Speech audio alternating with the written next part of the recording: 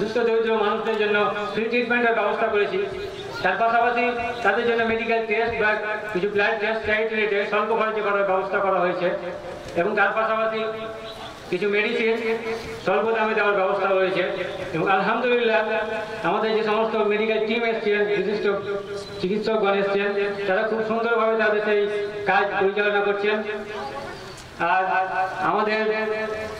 সাংসদ মৌসুম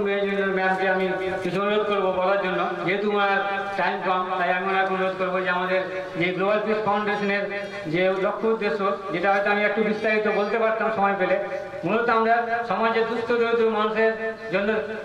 একটা পরিষেবা দিতে চাইছি। তাদের জন্য ফ্রি ট্রিটমেন্টের ব্যবস্থা, তাদের জন্য যারা মেধাবী দুস্থ ছাত্রছাত্রী রয়েছেন তাদের জন্য এডুকেশনের ব্যবস্থা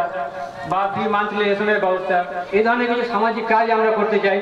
অর্থাৎ সমাজের মানুষের পাশে দাঁড়ানো এবং জাতি ধর্ম বর্ণ নির্বিশেষে বিশ্ব ভ্রাতৃত্ব গড়ে তোলার একটি প্রচেষ্টা আমাদের গ্লোবাল পিস ফাউন্ডেশন, যেটি একটি গভর্নমেন্ট রেজিস্টার্ড ট্রাস্ট,